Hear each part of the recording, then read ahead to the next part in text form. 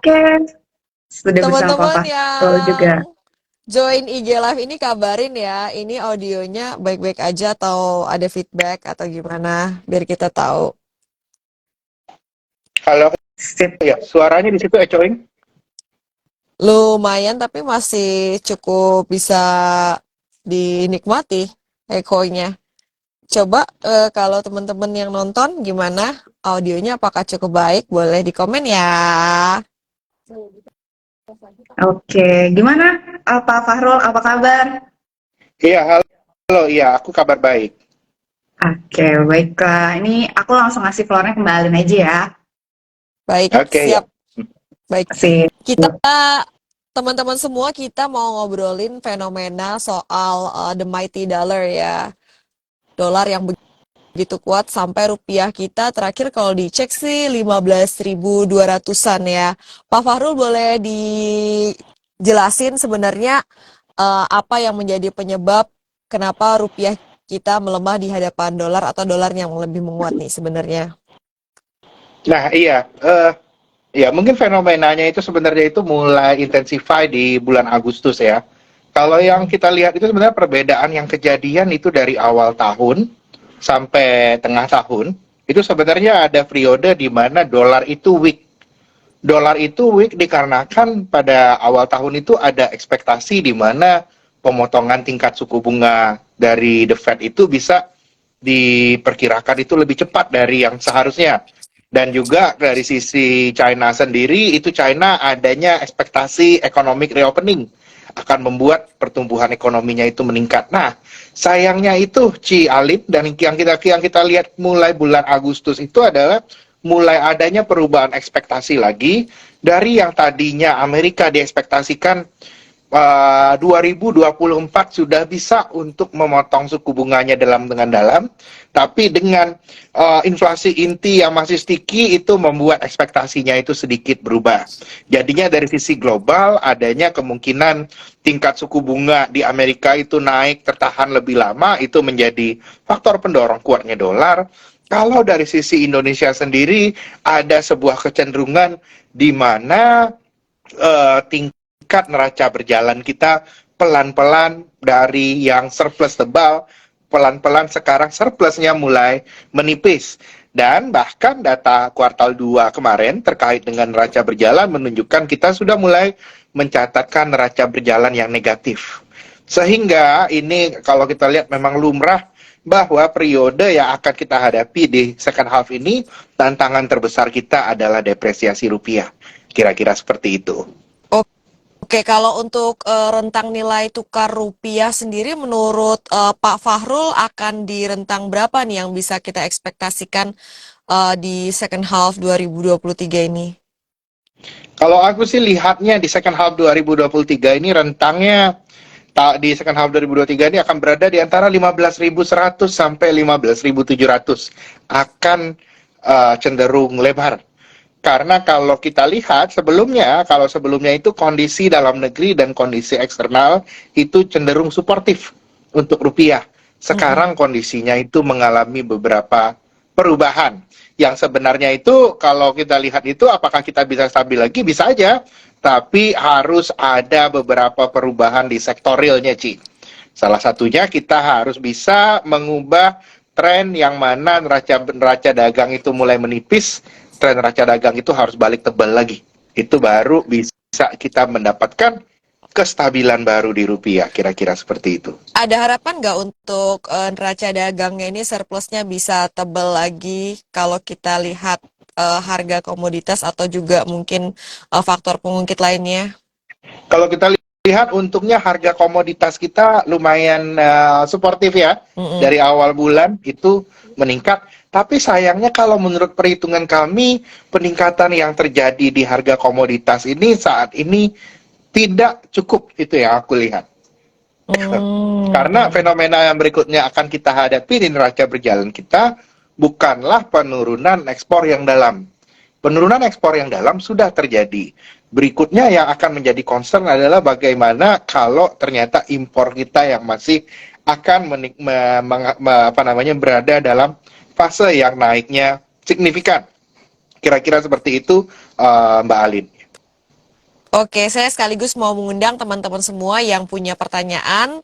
Boleh tulis di kolom komen ya, biar kita baca dan sama-sama kita bahas. Jadi kita bahas soal nilai tukar rupiah terhadap US dollar dan seperti apa sih efeknya ke perekonomian Indonesia dan juga kita sebagai pelaku pasar, apa nih kita bisa mitigasi risiko, ada risiko apa yang pasti dan juga mungkin ada peluang yang bisa kita ambil. Mungkin ada saham-saham tertentu atau instrumen tertentu yang justru menarik kita rilik di saat situasi rupiah dan dolar seperti sekarang ini. Jadi kita masih lihat apakah akan ada perubahan dari sisi real tadi kalau menurut Pak Fahrul. Jadi kemungkinan besar yang terjadi ini suku bunga acuan di Amerika Serikat ini orang-orang pada bilangnya higher for longer ya. Jadi mungkin kita nggak bisa berharap buru-buru rupiah menguat dalam waktu dekat atau at least tahun ini ya, Pak Fahrul. Kalau aku lihat pada dasarnya aku setuju dengan kondisi tersebut. Sepertinya dalam jangka pendek kita belum bisa mengekspektasikan rupiah itu mengalami penguatan. Cuman paling tidak belakangan ini setelah Bank Indonesia mengeluarkan instrumen barunya yang terkait dengan SRBI, itu diharapkan bisa menjadi instrumen yang bisa mensmoothing pergerakan rupiah. Jadi sebenarnya instrumen yang Pelemahan jurus ya. yang dikeluarkan oleh Bank Indonesia ini seperti apa sih sebenarnya, Pak Fahrul? Nah, sebenarnya jurus yang dikeluarkan oleh Bank Indonesia ini itu adalah mengeluarkan instrumen jangka pendek yang sifatnya itu kontraktif. Kontraktif dalam artian bahwa instrumen yang dikeluarkan ini pasti akan menarik likuiditas dari pasar. Nah, kalau likuiditas itu ditarik dari pasar lewat Bank Indonesia mengeluarkan instrumen jangka pendeknya, maka yang akan terjadi adalah jumlah uang beredar pertumbuhannya nggak banyak. Jadinya ada juga sebenarnya kalau kebijakannya itu kontraktif, sebenarnya itu merupakan aksi untuk secara halus mulai mengerem perekonomian. Itu yang kita lihat pada saat ini. Karena kalau tidak direm, kondisi saat ini ketika adanya tren penaikan impor biasanya akan membuat neraca berjalan kita defisitnya makin besar. Hal yang dilakukan BI ini, kalau bisa kita umpamakan, ini BI melakukan fine tuning. Fine tuning bahwa kemarin itu likuiditas itu loose sekali di perekonomian. Sampai first half, resiko terhadap rupiah tidak ada. Dikarenakan neraca perdagangan, neraca berjalan kita masih oke. Dan tren tersebut berubah. Sudah mulai balik badan. Karena itu BI mengeluarkan instrumen baru. Jadinya BI di statementnya kemarin tidak lagi mention akan melakukan operation twist. Dia mengganti dengan menerbitkan SRBI. Kira-kira seperti itu. Oke, baik. Tapi jawabannya bukan dengan menaikkan suku bunga acuan, sudah pasti itu ya. Nampaknya udah ini Tidak terminal rate perlu. ya. Dikarenakan kalau kita lihat dinamika dalam negeri kita, tingkat inflasi kita terkendali. Tidak ada urgensi untuk menaikkan tingkat suku bunga acuan. Jadinya dengan SRBI ini yang akan tercapai adalah target jangka pendek untuk menormalkan likuiditas di market bisa terjadi tanpa perlu menaikkan tingkat suku bunga acuan. Kira-kira seperti itu. Tanpa perlu mengakibatkan efek rem di perekonomian yang terlalu eksesif. Coba bayangin cari, masa kalau tiba-tiba bunga naik semuanya pada kaget, hah? Bunga naik, wah kalau bunga naik berarti aku harus mengerem belanja, aku harus mengerem ekspansi ekonomi, tiba-tiba data ekonominya turun. Tentu tidak itu yang kita inginkan. Bank Indonesia dalam hal ini mencari jalan tengah, itu yang kita lihat. Dan so far dalam beberapa hari terakhir kita bisa lihat bahwa policy yang diambil ini diapresiasi oleh pasar. Volatilitas di rupiah itu cenderung menurun. Walaupun dalam jangka menengah, faktor utama yang akan menentukan nilai tukar rupiah ini adalah neraca dagang itu sendiri. Karena itu, tiap bulan mulai sekarang kita harus lihat data neraca dagang di Indonesia. Baik, kita pantau terus. Kita pantau terus. Policy di fase pasar seperti ini, policy hanya bisa digunakan untuk smoothing. Nah, Cuman arahnya kemana, efeknya arahnya kemana, itu tetap mau nggak mau ikut fundamental. Dan kalau memang defisitnya itu melebar, seperti yang BI selalu mengatakan, pasti fundamentalnya rupiah juga akan bergeser. Dan menurut teorinya memang ada resiko terjadinya pelemahan. Tapi yang kalau aku lihat di kondisi sekarang, karena ini sudah diantisipasi dari akhir-akhir yang kemarin, kita tidak melihat adanya potensi pelemahan itu yang terlalu banyak. Kalau pada Bapak Ibu hendak ingin membutuhkan forex di akhir tahun, mau jalan-jalan atau beli barang, lakukan sekarang. Kalau mau beli, sekarang. kalau menurut saya kalau butuh dolar, butuh yen, belilah sekarang. Okay. Jangan belinya, nah ini nih selalu ini kejadiannya, jangan belinya ketika panik tiba-tiba, wah dolarnya udah naik, mata uangnya udah naik, tiba-tiba ya udah borong, kita ikutan spekulasi juga. Nah, yang gitu-gitu biasanya akan dimakan oleh Mr. Market. Nah, itu kalau itu ada teorinya itu di buku makroekonomi namanya currency overshooting. Kalau mau take a view sekarang, mau butuh sesuatu, butuh currency sekarang, butuh jalan-jalan ke luar negeri, belilah sekarang. Jangan beli ketika terjadi currency-nya ini overshoot. Sekarang masih normal, itu aku lihat lebih oke. Jangan beli pas overshoot. Kayak tahun lalu kan ada tuh, Ci. Tahun lalu lompat 15.8 kan. Panik. Ada beli, salah itu, jangan sampai terjadi yang seperti itu. Justru kalau lompat, itu waktunya kita menukar dolar kita menjadi rupiah. Kira-kira seperti itu. Karena memang sekarang itu kalau kita lihat itu ada volatilitas kecil, itu merupakan sebuah dinamika yang biasa di pasar forex. Nah, kita sebagai generasi yang financially literate, nah itu kan udah beda nih sekarang nih, sudah melek keuangan, kita udah harus paham. Jangan pernah panik terbawa suasana. Yang nggak cuan, itu yang panik. Yang tenang, yang santai, yang slow, itu yang cuan. Benar nggak, Cialin? Jangan panikan lihat nilai tukar rupiah terhadap dolar, dolar terhadap rupiah. Nih ada yang nanya, langsung ditembak nih ke IHSG nih, Pak Fahrul, kita bacain pertanyaannya ya dari Hafid Torik 96. Apakah IHSG di akhir tahun bisa di atas level 7.000? Gimana nih, Pak Fahrul? Kalau aku lihatnya kalau di atas 7.000 itu bisa tercapai, tapi sampai 7.500 enggak. Aku lihatnya 73, antara rentang 73 sampai 75. Tapi memang di fase seperti ini, di fase pelemahan rupiah, satu hal yang harus kita aware, big cap itu akan sangat sulit jalan. Kita harus aware itu. Big cap itu akan sangat sulit jalan. Terus juga saham-saham yang tergantung sama asing itu juga cenderung berat. Di kondisi saat ini sangat dibutuhkan bottom up analysisnya yang kuat.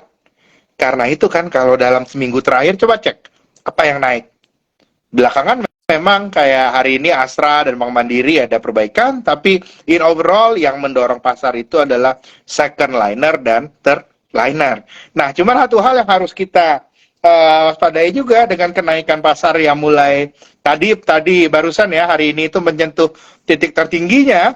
Kalau aku sih lihat dengan adanya tantangan di sisi rupiah sekarang, aku melihatnya kita mungkin sebaiknya mulai untuk raise cash itu ya, aku lihat. Porsi dari investasi kita di kondisi sekarang terkait dengan money market itu sebaiknya ditambah. Cari bukan porsi ngelong lagi.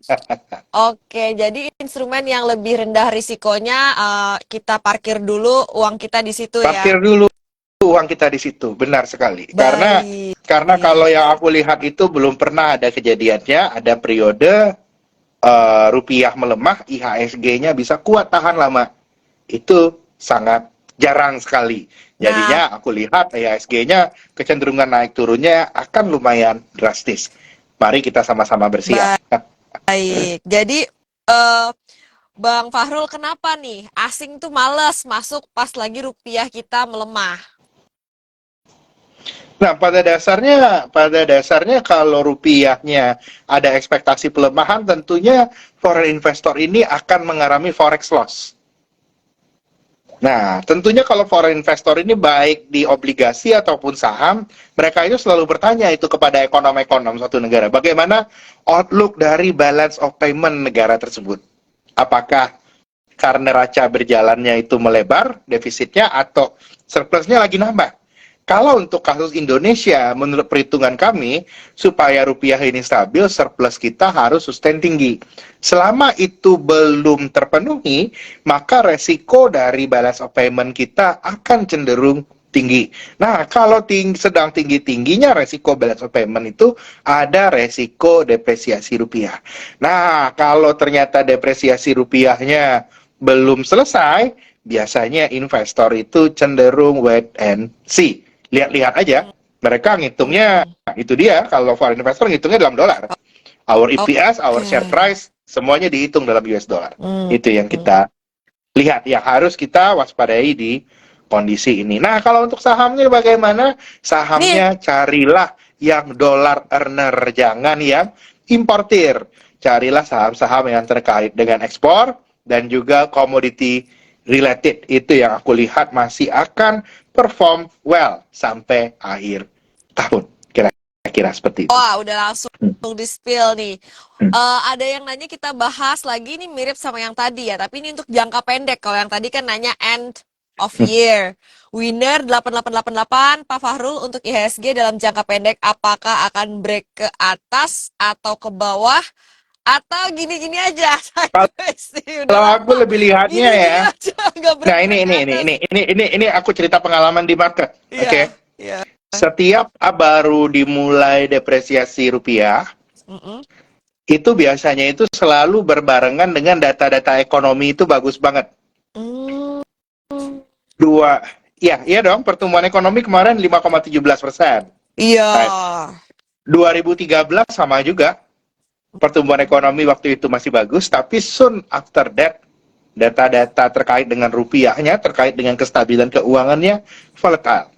Yang saya pelajari dari yang pernah kejadian di 2013 dan 2018, dan aku lihat ada kemungkinan kejadian sekarang, sangat ada yang namanya potensi kalau anak teknikal itu bilang ada sucker rally. Rally terakhir, sangat cepat dan size-nya itu banyak, besar sekali. Aku ingat dulu sebelum market dibanting di tahun 2018, IHSG itu sempat ditarik ke 6.700 Februari 2018 sebelum dibanting ke 5.500. Nah, itu kejadian di tahun 2018. Ekspektasi growth yang tinggi tiba-tiba berubah menjadi ekspektasi depresiasi rupiah. Ada masalah di kestabilan ekonomi. Dan aku lihat di kondisi sekarang kita sedang berada pada fase yang mirip. Karena itu kita bisa lihat pada hari ini IHSG trying to reach its new year high ya. Di tahun baru ini hampir tadi udah nyampe 7.005. Tapi menariknya IHSG-nya naik kencang, rame yang jualan loh tadi. Kalau diperhatikan, kalau anak teknikal bilang itu udah lompat, itu udah ada jarum di atas. Kalau aku ngeliat udah naik, terus jarumnya udah tajam-tajam gitu, ini tanda-tanda sucker rally. Ini rally tahap akhir. Kalau aku lihat dalam sebuah siklus market. Ini yang aku lihat harus kita waspadai. Hati-hati on any kind of rally, jangan gampang termakan. Itu yang aku lihat. Kita harus benar-benar berhitung akan apa yang kita beli pada tahun ini. Dan story-nya pada tahun ini adalah second half ini aku percaya commodity related dan juga yang eksportir akan menjadi cerita investasi yang menarik. Saham seperti Astra. Terus ya. Nanti kita spill sahamnya belakangan aja, Bang, biar pada stay tune. Iya benar. Kita bahas sektor-sektor aja dulu. Sektor dulu. Oke, siap. Oke. Ini ada yang nanya, Adar 19, emiten perkapalan dan batubara pada saat depresiasi rupiah bagaimana, Pak Fahrul? Pada dasarnya, nah ini perbedaan antara downturn tahun 2018, 2013, dan tahun 2023. Yang terjadi di tahun 2023 ini adalah ada supply shock dan permasalahan yang terjadi itu inflasioner, bukan deflasioner. Kalau dalam konteksnya Indonesia ya. Sehingga sebenarnya hal-hal yang terkait komoditi itu jadi bagus. Kalau 2018 beli komoditi salah, Ci. Gara-gara harga batu baranya nyemplung ke bawah. Di 2023 yang aku lihat kejutannya itu akan muncul dari yang komoditi related. Nah, ada yang bilang tuh, komoditi oil related tuh saham-sahamnya naik terus. Karena itu aku mulai lihat bahwa sektor yang terkait dengan komoditi ini akan cenderung naik. Perkapalan, batu bara, oke. Tapi perkapalannya perkapalan yang angkut komoditi ya Bapak Ibu. Jangan perkapalan yang kargo angkut barang jadi. Kalau kargo angkut barang jadi, ekonomi dunia lagi melemah, volumenya turun. Nah, yang masih akan naik itu adalah ongkos pengangkutan terkait dengan komoditas karena memang industri tersebut mengalami shortage of investment bertahun-tahun. Karena itu kita nggak heran itu ada emiten vessel, oil and gas vessel naiknya kencang. Yang satu udah naik kencang. Ada saudaranya belum naik. Nah, saudaranya yang belum naik itu boleh dilihat itu tuh kalau kondisinya. Spill aja nggak nih? Spill aja nggak? Coba komen dong teman-teman. Kayaknya Pak Faru udah mau spill banget nih. Kita melihat reaksi market dulu ya. Sementara itu kita bahas pertanyaan dari Edwin Anthony. Tadi disebut taruh di money market. Bagaimana kalau ditaruh di reksadana pendapatan tetap? Gimana nih outlook-nya untuk reksadana pendapatan tetap? Permasalahannya di kondisi ini kalau follow call kita di Trimega, kita dari 1 bulan yang terakhir itu merekomendasikan untuk menurunkan porsi obligasi. Karena obligasi dalam denominasi rupiah, upside-nya secara harga sudah tidak banyak.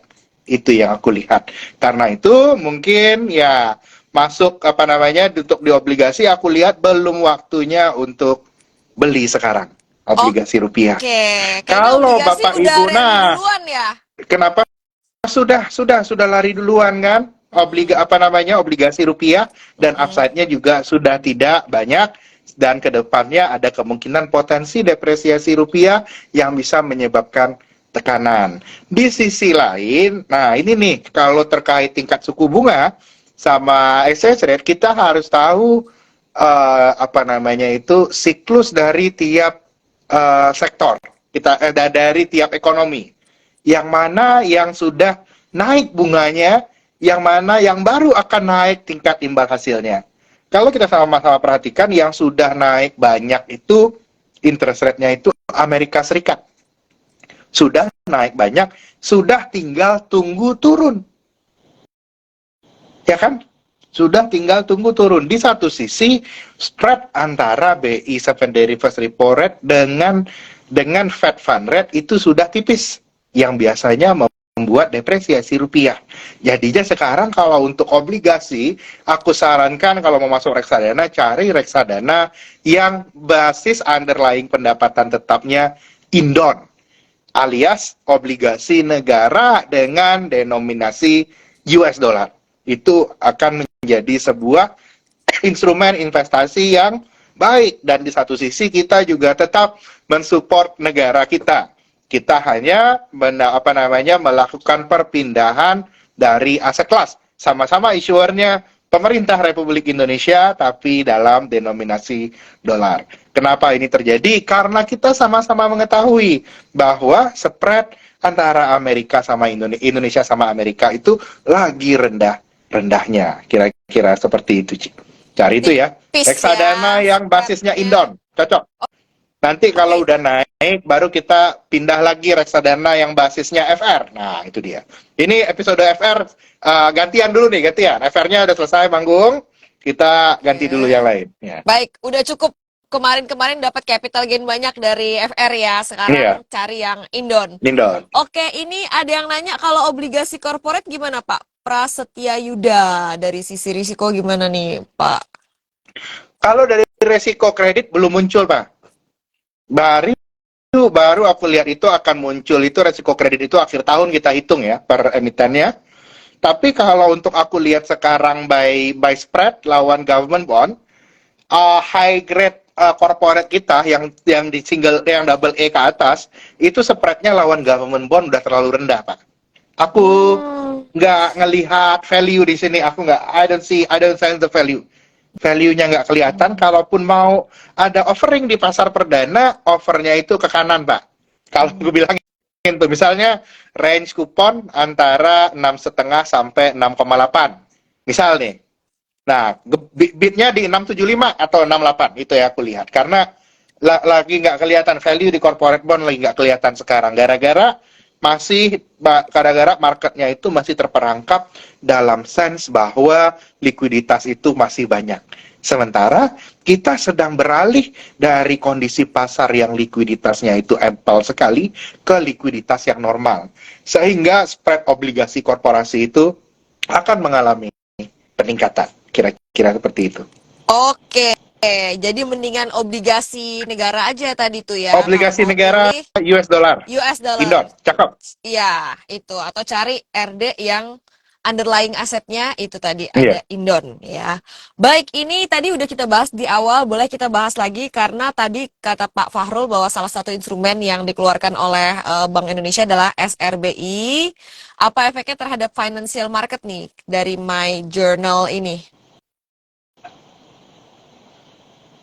Oh, itu pada nanya ini ya dampaknya SRBI. Iya. SRBI kemarin sudah dikatakan oleh Bank Indonesia itu adalah instrumen operasi moneter kontraktif. Kalau kontraktif itu berarti menarik likuiditas dari pasar. Dampak yang immediate akan terjadi itu untuk kita di pasar modal dan pasar keuangan adalah siap-siap habis ini time depo rate di perbankan juga mulai akan merangkak naik. Kalau kemarin-kemarin uang kita nggak ada harganya di bank ya, Ci ya. Masa ada yang ngasih aku bunga cuma 2,5%, Ci. Aduh, dapat apa itu? Tapi habis ini akan mulai meningkat. Peningkatannya akan cenderung lumayan. Itu yang aku lihat. Jadi orang mungkin suasana kebatinannya adalah lebih milih wait and see dulu, nggak mau ngambil unnecessary risk kayak gitu ya. Iya, benar. Makanya kalau kita lihat orang-orang sering bilang sepi ya gitu, trading kayak gitu. Yes, benar. Sudah terjadi. Kan aku dari 2022 awal itu udah cerita bahwa mulai tahun 2022 dan 2023 itu adalah kembalinya uang ke sektor real. Dan makin ke sini, makin intens lagi kembalinya uang ke sektor real. Karena itu juga volume perdagangan saham kita tidak terlalu besar. Karena sebagian besar pemain yang kemarin itu main gara-gara bisnisnya nggak jalan, sekarang bisnisnya udah jalan lagi.